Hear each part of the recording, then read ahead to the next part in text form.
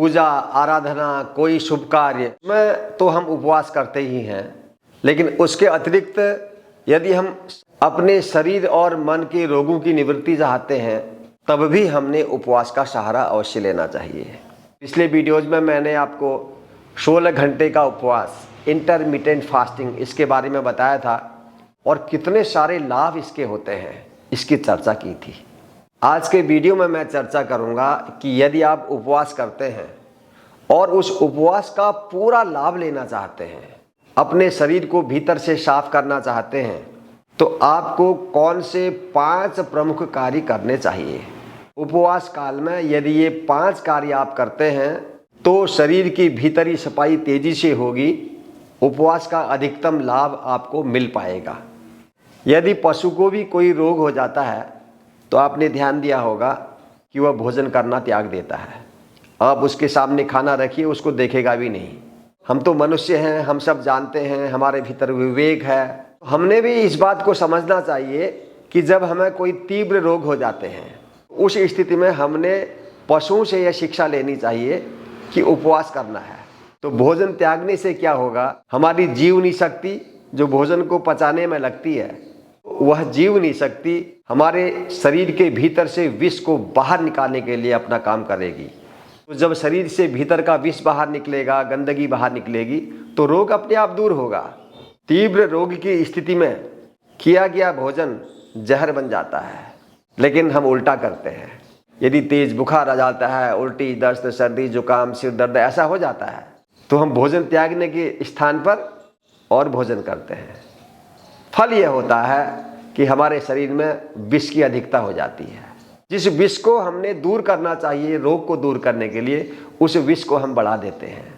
इसलिए रोग को दूर करने के लिए तो उपवास बहुत कारगर उपाय होता है। यदि आप रोगी नहीं भी हैं तब भी आपको उपवास का पूरा लाभ लेना चाहिए।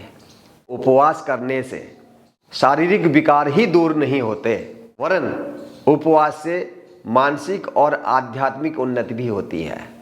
तो उपवास शारीरिक, मानसिक और आध्यात्मिक विकारों को दूर करने के लिए बहुत बड़ा साधन होता है।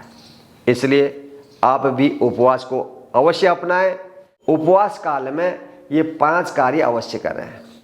5 काम कौन कौन से हैं कि उपवास काल में अपने मानसिक आध्यात्मिक उन्नति के लिए प्रातः काल उठते ही और रात्रि में शयन से पूर्व 5-5 मिनट ध्यान का अभ्यास अवश्य करें।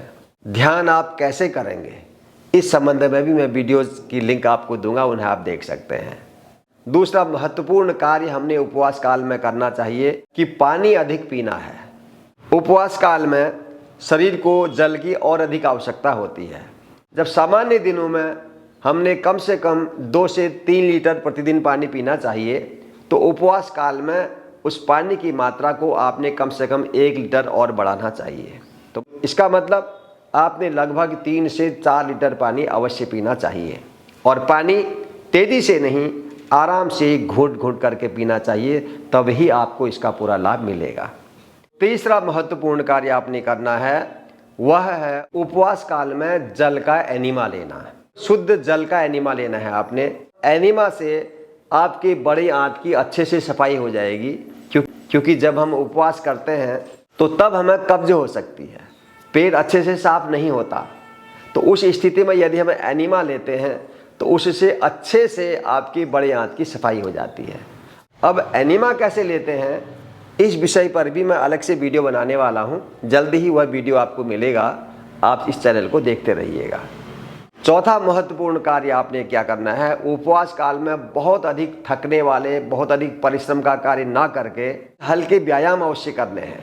अपने सारे जॉइंट्स की एक्सरसाइज करनी है, कुछ विशेष आसनों का अभ्यास करना चाहिए। 1 घंटा कम से कम आपने योगाभ्यास, हल्के व्यायाम अवश्य करने चाहिए, तो आपको और भी अधिकतम लाभ योगाभ्यास का मिलेगा। और 5वीं बड़ी महत्वपूर्ण बात यह है, तला हुआ अधिक मसाले युक्त भोजन नहीं करना है। यदि आप फलाहार नहीं कर रहे हैं तो अन्न और दालों की मात्रा 30% से अधिक ना हो। 70% आपने फल, सलाद और सब्जियों का रखना है। ऐसी आपकी दिनचर्या से आपकी जीवनी शक्ति को बहुत अधिक मदद मिलेगी आप भीतर से साफ हो जाएंगे। तो और शरीर साफ होने के साथ साथ इसका प्रभाव आपके मन पर भी पड़ेगा। इसलिए उपवास का पूर्ण लाभ आप अवश्य लीजिएगा। आज के वीडियो में इतना ही। मुझे विश्वास है आपको वीडियो उपयोगी लगा होगा। यदि अच्छा है, उपयोगी है तो भैया लाइक भी कर दीजिएगा, अपने मित्रों में शेयर कर दीजिएगा। आप सभी का बहुत बहुत धन्यवाद। मिलते हैं फिर से एक नए वीडियो के साथ। तब तक आप स्वस्थ रहिए, प्रसन्न रहिए। आप सबका मंगल हो। जय हिंद।